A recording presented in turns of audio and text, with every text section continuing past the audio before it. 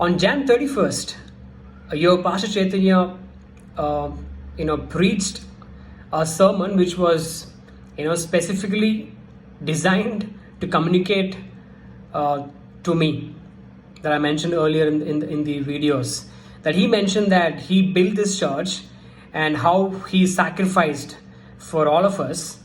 And then he also mentioned how his wife sacrificed. And then he also mentioned a statement, even if someone takes this church away from me, I will build it. I know how to build this church back. And he also put a challenge. Of course, it was for me. Do you have the dare to leave your job and come do the ministry? Now, I have questions to your Pastor Chaitanya. When you said you sacrificed for us, did anybody from the church members came to you and said, sacrifice for us? When you're saying that, how long you talk about your wife worked in Google, you think working in Google is the greatest achievement one had? Probably. But if you think that is the greatest achievement, and if you consider that is working in Google is much better than serving God, who is stopping your wife from not working in Google again? Ask your wife to go back, join Google again.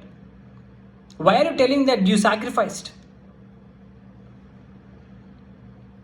And when you challenge us that do you have the dare to leave your job? If God calls us to come for ministry, I will not even think of a moment to come back to ministry.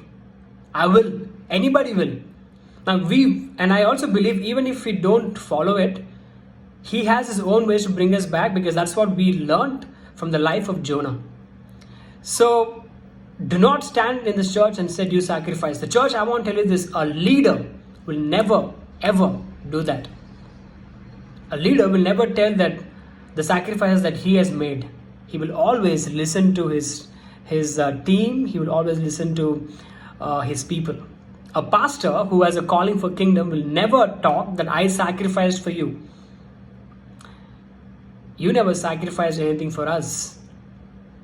You sacrificed to build your skills, to fool around people, to deceive people, to manipulate people, to lie to people. Church, one of the volunteers, I want to mention this specifically in this particular video. Not just one of the volunteers, but this happens to most of the volunteers. But one of the volunteers, he was very hurt. I'm covering this because I did not mention this in the previous video. Now he told me that your Pastor Chaitanya was not there when he needed him the most in his life. He was not there at the happiest times of his life. He was not there at the lowest times of his life. His mother passed away, and your pastor was the first one to call and to tell about that his mother passed away. And your Pastor Chaitanya asked him, do you want me to come? Now this particular volunteer was with him more than I was with him. He was there from the time he was in Vizag, and he was a very dedicated volunteer, and I know the kind of commitment he had for this church. And when your pastor made that statement, do you want me to come? As a pastor, what were you even expecting the answer from that volunteer? Someone who called and told you that my mother passed away, and you asking him back, do you want me to come? That's the kind of pastor that you have, church. Very sad to say this. It took 9 years for us to understand the purpose of us in this church. Previous pastors have left, previous leaders have left, and we also left. But we wanted to warn you. That's a burden God put in our hearts to let you know what is the truth. And it is your choice to follow whomever you want. We are no one to question you that, but it is our responsibility to tell you what kind of pastor is serving you, and under what kind of leadership you are growing up, and what kind of exposure you are giving to your children. Be aware, be cautioned.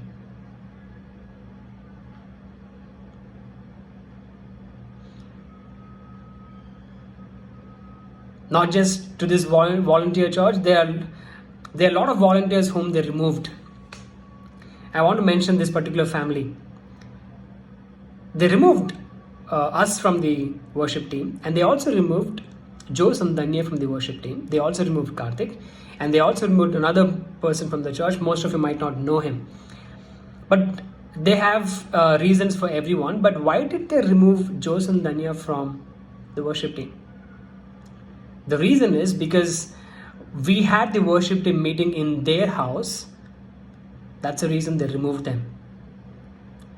At least now you know the kind of mindset your pastor Chaitanya and Janet has. Pastor Chaitanya, to an extent, might have a heart for ministry, but Pastor Janet, I don't want to call her pastor, but your Pastor Chaitanya's wife Janet does not have a calling for ministry. Her calling is administrative, and she wanted to be bossy in the church, and anybody who turns or gives feedback, they wanted to kill them. They don't want them to be in that church anymore. That's not an attribute or a character of a pastor. A pastor will always care for people. Now, what does the Bible talk about it? Now, Bible says that a shepherd will leave the 99 and goes for the one sheep which is lost. But in churches these days, it's the other way. If one sheep is lost, they want to secure the 99, which is anti-Christianity, anti-biblical doctrines. If you see a church where pastor does not care for the one who is lost, that means it's not kingdom oriented. They are not kingdom oriented. Be very careful, church, where you are going. Be very careful of whom you're following. Of course, I want to mention this. After we were manhandled by those goons whom your pastor appointed in the church, they did come to us and ask forgiveness. Now, of course, we genuinely forgive them. And also your pastors, Janet and Chaitanya, came up to the on Good Friday evening, and they said forgiveness, asked forgiveness. But in our view, they never asked us forgiveness personally. Now, forgiveness means nothing if you don't look into the eye of that particular person. Ask. It's not you don't ask forgiveness looking at the lens of the camera. That's not biblical. Bible says that you should, if you have something wrong with your brother, go to him and seek his forgiveness, sort the issue, and come back. So in our case, your pastor Chaitanya and Janet wanted to prove it to the church that yes, we have asked forgiveness. Those are all crocodile tears. I'm sorry. Your forgiveness is, first of all, we didn't watch the sermon. So how can you say that asking forgiveness? No, that's not what biblical.